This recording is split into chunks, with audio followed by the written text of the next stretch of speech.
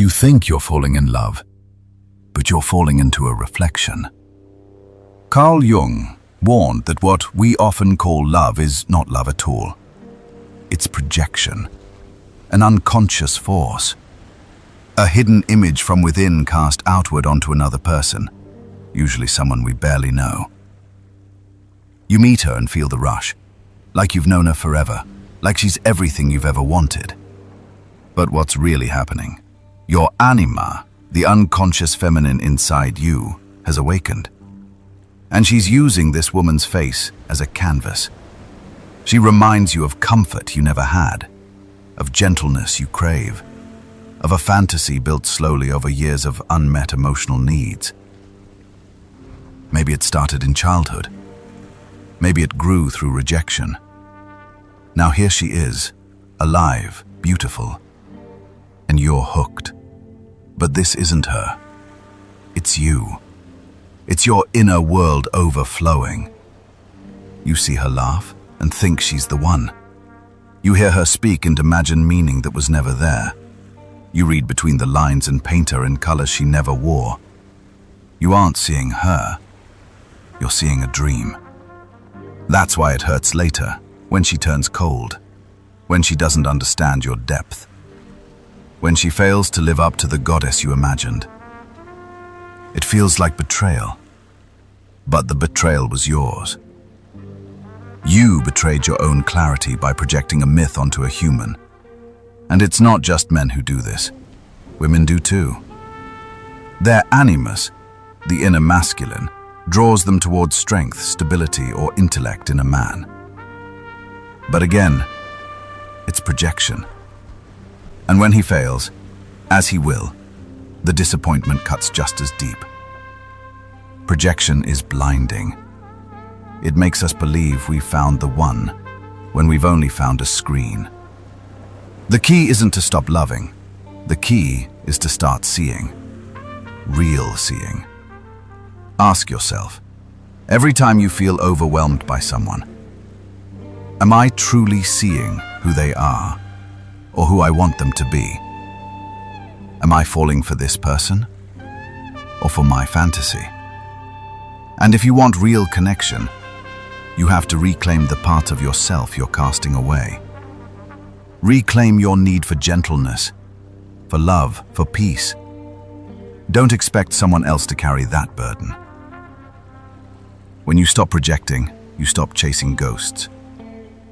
And in that space, something beautiful can begin. We say we're drawn to beauty, but deep down, we fear it. We say we want her, flawless skin, divine curves, soft voice, piercing eyes. But what we really want is what she represents.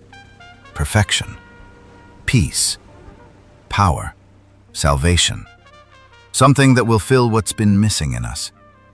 The myth of the beautiful woman isn't just about attraction, it's worship. We crown her in silence.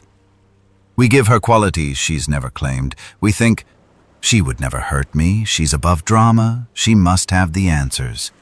She becomes a mirror for our desire, but also a symbol of what we wish we were. Desirable, admired, untouchable. But here's the brutal truth. She is not a savior. She is not a symbol. She's just a person. And when we forget that, everything starts to fall apart. We start to see her as a prize, not a partner. Her yes becomes proof of our worth, her affection, a reward we must earn. And when she disappoints us, when she acts human, we feel cheated. We say, she changed. No, she didn't. She was always like this. We just didn't see her. We saw what we wanted her to be, and she knows it too. Many beautiful women grow up under a spotlight they never asked for. Every move is watched, every silence interpreted, every flaw denied or punished. They're told they're lucky, but most of them are just exhausted. So some begin to perform. Smile more, flirt strategically, stay distant. Others rebel, they harden, they test. They want to know, can anyone love me for me? Not my face, not my body, not your fantasy of who I'm supposed to be. It's not just about her beauty, it's about our blindness. We give her power, then resent her for having it. We create a myth, then punish her when she can't live inside it. This dynamic ruins relationships. It poisons love before it even begins. The way out? Stop assigning virtue to beauty. Stop assuming pretty means kind. Stop acting like beauty is destiny.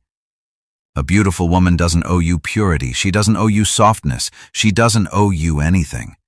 What she wants, like all of us, is to be seen, not worshipped, not possessed. Just seen. And if you can truly see her, beyond the shape, the face, the glow, you might just meet someone real. But if you can't, you'll forever chase shadows, mirrors, myths. And in part 3, we face something even deeper. The emotional power women carry, and how it can either connect or destroy, depending on how you respond to it. Beneath the surface of what we see lies something more complex, the feminine shadow. It's not just softness and warmth. It's not just nurturing or gentleness. The feminine shadow holds a fierce, primal power, a deep well of emotion that can nurture or burn, depending on how it's handled. Carl Jung spoke of this shadow as the unconscious side of a woman's psyche, the parts she hides even from herself. This shadow carries her pain, her rage, her fears, emotions society often tells women to suppress or hide. But these feelings don't disappear. They fester, they gather strength, and eventually they demand expression. When a woman's shadow is ignored or denied, it turns dark. Her emotions can become sharp weapons, cutting words, cold silences, emotional storms that leave wounds instead of healing. It's easy to mistake this shadow for cruelty or manipulation, but in reality, it's a cry for recognition, a call to be seen and accepted, not just for the light she shows, but for the darkness she carries. Men often struggle here. They see the feminine shadow's fire as dangerous, something to avoid or control, so they withdraw, shut down, or fight back. This only deepens the rift. But what if, instead of fear or rejection, this emotional depth was met with understanding? When a woman integrates her shadow consciously, her emotional power becomes a force for connection. She no longer uses feelings to punish or manipulate. Instead, she expresses truth, sets boundaries, and demands respect. This is the difference between emotional chaos and emotional presence. True strength in the feminine is not about suppressing feelings. It's about embracing them fully, the light and the dark, and using that energy to create authentic bonds. For men, this means learning to be present with discomfort, to listen without judgment, to stay grounded when emotions rise.